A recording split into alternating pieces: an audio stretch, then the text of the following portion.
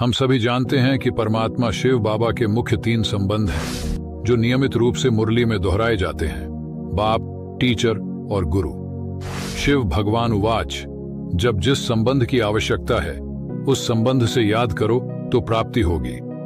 मुरली में इन 3 संबंधों पर सबसे ज्यादा चर्चा होती है। इसका मतलब है कि इन्हीं 3 संबंधों से सबसे अधिक लाभ मिलना है, क्योंकि टीचर वही सिखाएगा जो हमारे लिए महत्वपूर्ण होगा। अब इन 3 संबंधों को विस्तार से समझते हैं। पहला है बाप। बाप बच्चे की पालन पोषण करता है, उसे प्रेम और आर्थिक समर्थन प्रदान करता है और उसके जीवन की जिम्मेदारी लेता है। वह बच्चे को आशीर्वाद देता है जिससे बच्चे की सुख शांति सुनिश्चित होती है। दूसरा है टीचर। टीचर पढ़ाई पढ़ाता है, बाप पढ़ाई नहीं पढ़ाता। बाप तो टीचर के पास बच्चे को पढ़ने के लिए भेजता है। यदि बाप और टीचर एक ही व्यक्ति हैं, तब भी पढ़ाई के दौरान वह बाप नहीं बल्कि टीचर ही होता है। यहाँ हमें यह चेक करना है कि हम मुरली सुनते हैं तो बाप से सुनते हैं या टीचर से, क्योंकि मुरली पढ़ाई है और पढ़ाई टीचर पढ़ाता है। यदि हम मुरली क्लास में स्टूडेंट बनकर टीचर से पढ़ाई पढ़ते हैं, लेकिन इस भावना के साथ कि ये पढ़ाई मैं इसीलिए पढ़ रहा हूं ताकि इससे मैं श्री नारायण या श्री लक्ष्मी का पद प्राप्त कर सकूं, तो वो पढ़ाई मुझे सर्वोच्च प्राप्ति कराएगी, क्योंकि श्री नारायण और श्री लक्ष्मी इनसे बड़ा और कोई नहीं, ये अविनाशी प्राप्ति है। हमारे कर्मों का या पुरुषार्थ का परिणाम उसके पीछे जो भावना है उस पर निर्धारित होता है।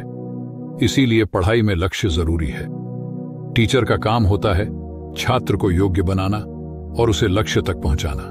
इसीलिए छात्र को यह स्पष्ट करना चाहिए कि वह क्यों पढ़ रहा है और उसका लक्ष्य क्या है। तभी टीचर उसे ऐसी पढ़ाई देगा जो उसे उसके लक्ष्य तक पहुंचाएगी।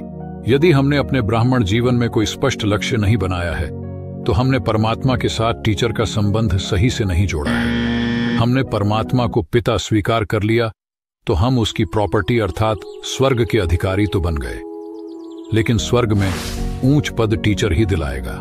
तीसरा है गुरु। लौकिक जीवन में भी आप देखते हैं कि पवित्रता की राह पर गुरु ही मार्गदर्शन करते हैं। पिता शादी कराते हैं, लेकिन पवित्रता का मार्ग गुरु दिखाते हैं। तपस्या और वैराग्य गुरु के माध्यम से प्राप्त होते हैं। गुरु वरदान देते हैं, आशीर्वाद नहीं, और वरदान का मतलब होता है वह प्राप्ति जो मेहनत से परे हो। अब हमें चेक करना है कि अभी तक हम वरदान बाप से ले रहे थे या गुरु से। यदि हम परमात्मा को गुरु के संबंध से याद करते हैं तो हमें पवित्रता वरदान स्वरूप में प्राप्त होती है, जिसमें मेहनत की आवश्यकता नहीं होती। गुरु की आज्ञा और श्रीमत का पालन आवश्यक है। पिता के संबंध में हम आज्ञा पालन करने में अलबेले हो सकते हैं, लेकिन गुरु की श्रीमत को अनदेखा नहीं कर सकते। जैसे ब्रह्मा बाबा कहा करते थे कि गुरु की आज्ञा मतलब काल का बुलावा। तो जब हम परमात्मा को गुरु के संबंध से याद करते हैं तो हमें श्रीमत को पालन करने की शक्ति मिलती है और श्रीमत का उल्लंघन नहीं होता। एक और बात समझने की है कि गुरु अपने शिष्य को अपनी सारी शक्तियां विल कर देता है। इसके भक्ति में भी बहुत उदाहरण है, जैसे रामकृष्ण परमहंस और स्वामी विवेकानंद। हमारे यज्ञ में भी ब्रह्मा बाबा ने अपनी शक्तियों को अंतिम समय में बड़ी दादी के हाथ में हाथ रखकर विल किया। वैसे ही जब हम परमात्मा या बाबा से गुरु का संबंध जोड़ते हैं तो बाबा अपनी सारी शक्तियां हमें विल कर देते हैं। ये थे परमात्मा के मुख्य 3 संबंध।